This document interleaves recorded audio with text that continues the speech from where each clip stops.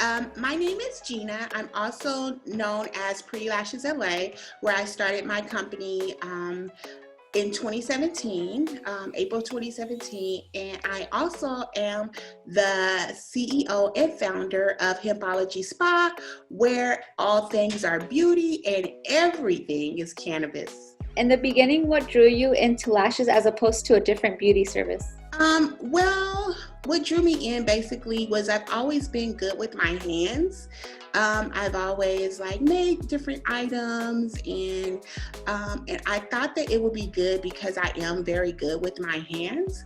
And it was something that I saw that was developing around that time. So I saw that the market was booming around 2017, and I thought that that would be a great opportunity because I am also creative, love working with my hands, and then also the market was booming, so I thought it would be a great opportunity for me to jump in and test it out and see how things went. Perfect. And where did you get your training? My training was Lash Addict. I saw your Instagram post that you made about quitting your corporate job. What was that moment like for you? It was I must admit that it was a very scary moment. It was a moment that I definitely had to look within myself and believe in myself, and also have the faith to do it. I must admit, quitting your job and believing in yourself, that you can make the money that you made doing working for someone is definitely a challenge, because you definitely have to work harder, and you definitely have to believe in yourself and know that you can do it. So I would say it was definitely a difficult decision for me, definitely a decision for me and my family, but I believed in myself and I knew that I could do it if I worked hard. So it was a challenge at first, I must admit, but as I kept going and as I got better in my craft, I'm here today, 3 years later. On that, what is your advice to women who plan on leaving their current job to pursue a career as a business owner in the beauty industry? I would say, if I were to fast forward to today, don't quit your job. Keep your job. Keep your job until you are making 2 times or at least a time and a half, almost 2 times, or either 1 or 2 times more than your salary that you're making from work.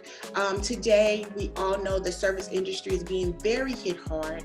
And to quit your job, to do lashes, you want to make sure that you definitely have the clientele, and you want to make sure that you have enough repeat clientele. Just because they come one time to get their lashes, that doesn't necessarily mean that you have a repeat customer data. So you want to make sure that you have enough repeat customers for at least 6 months, and then you also want to make sure that you're making at least double amount for at least 90 days before you quit your job. Don't be like me where you quit because no, you quit your job when you're making enough money.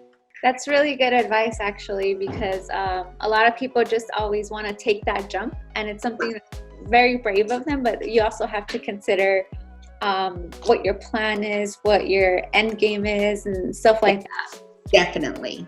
Mm-hmm.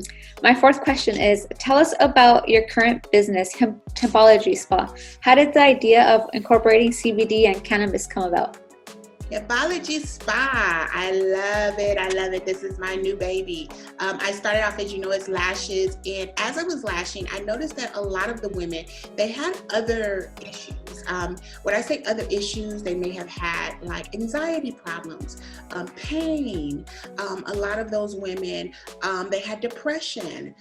Many of those women also, I noticed that they wanted to take a holistic approach to wellness opposed to, pharmaceutical drugs.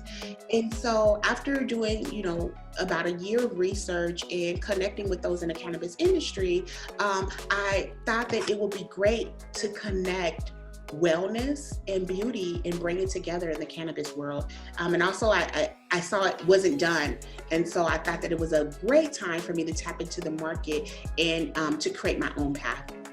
Were you ever afraid that, incorporating CBD and cannabis may not be well accepted? Well, there is a lot of stigmas behind the war on drugs. There are a lot of stigmas when it comes to cannabis, but I know I know cannabis is a huge market.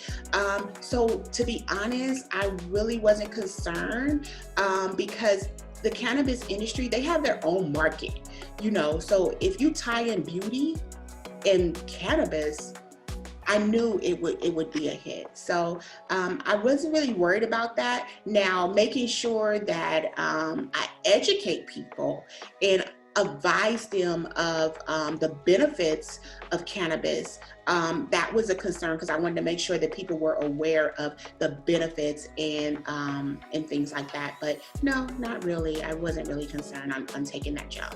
What are some of the challenges that you have faced as a minority business owner?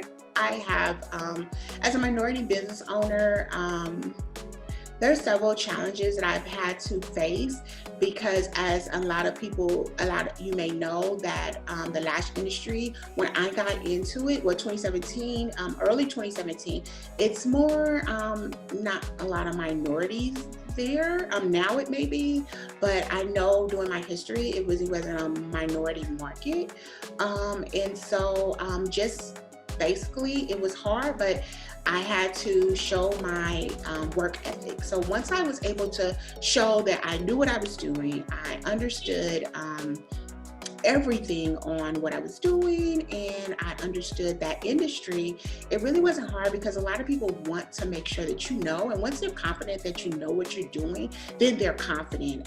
But there are a lot of things, being a minority, being a Black woman, tapping into an industry, a beauty industry that, it's a lie, and we can go on and on, but most of my customers are not minorities. No problem. Do you have any positive aspects that you've seen as a minority business owner? Yeah, I mean, a lot of people, they do love that they are very surprised when I am a Black owned. A lot of people, they don't know because they see my social media, and maybe I'm not on my social media as much. So when they come in and they see it's a Black owner, a lot of them are, they're refreshed, or I've gotten a lot of